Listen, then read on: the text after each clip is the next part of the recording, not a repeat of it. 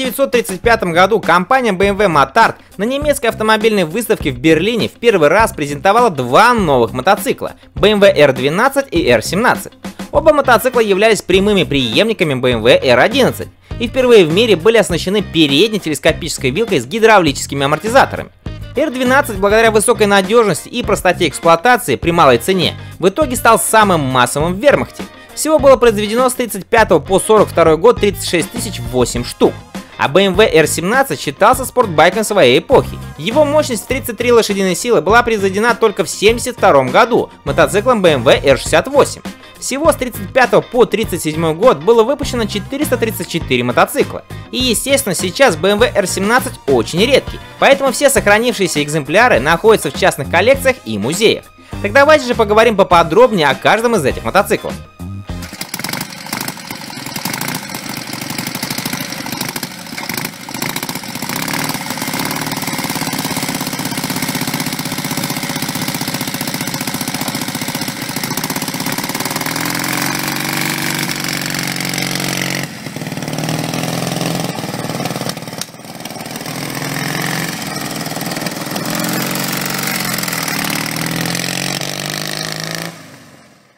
BMW R12 был рассчитан на широкие массы, поэтому выпускался в двух версиях, как соло, так и с коляской. Однако, в отличие от R75, вскоре появившейся новой модели BMW, колесо коляски было ведомым, что негативно сказывалось при езде по бездорожью. Версия с коляской широко использовалась в начале войны мотострелковыми батальонами вермахта. Мотоцикл оснащался оппозитным двухцилиндровым четырехтактным нижнеклапанным двигателем двух типов М56С6 с одним 25 мм карбюратором САМ и М56-212 с двумя 24 мм карбюраторами EMAL.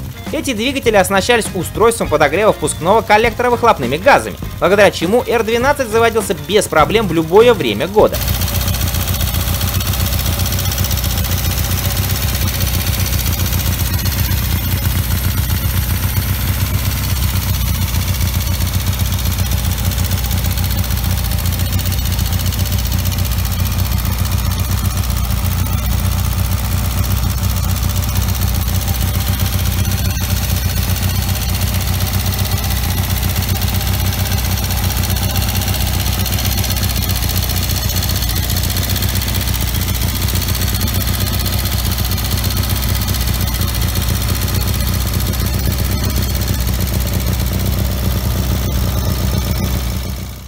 «736-кубовая силовая установка с одним карбюратором выдавала 18 лошадиных сил максимальной мощности и разгоняла мотоцикл до 110 км в час, а двухкарбюраторный двигатель выдавал 20 лошадиных сил и имел максимальную скорость в 120 км в час.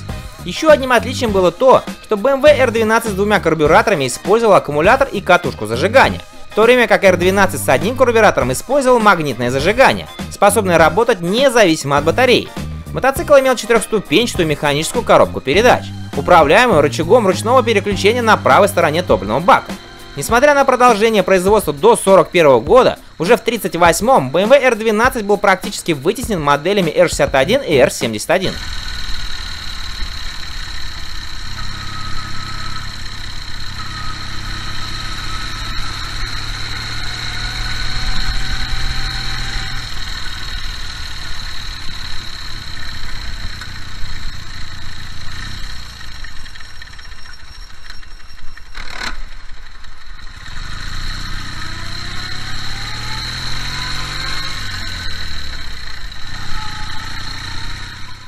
Теперь перейдем к суперспортивной модели мотоциклу BMW R17, который также оснащался оппозитным двухцилиндровым четырехтактным, но верхнеклапанным двигателем, и объем его составлял 745 кубических сантиметров, а обозначался он маркировкой М60.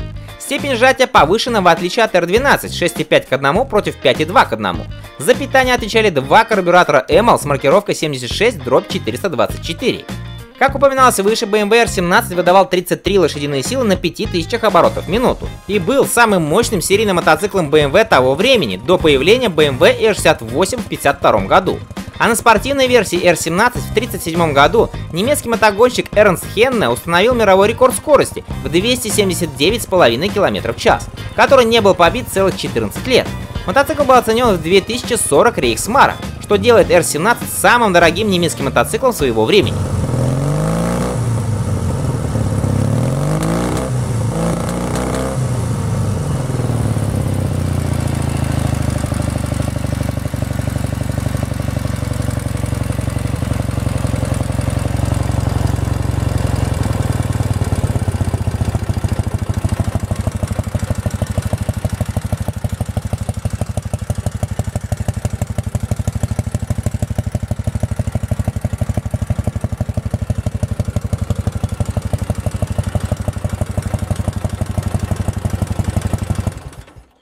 Рама обоих мотоциклов изготовлялась штамповкой. Задняя подвеска отсутствовала. Передняя, как говорилось выше, состояла из телескопической вилки с гидравлическими амортизаторами, установленной впервые в мире. Тормоза и там барабанные диаметром 200 мм. Передача на заднее колесо, как я уже говорил, осуществлялась через четырехступенчатую механическую коробку передач с двухходовой кулисой, с двухдисковым сцеплением и через карданный привод. Баки объемом по 14 литров. Двигатели этих мотоциклов отличались надежностью, имели хорошую тягу и не перегревались.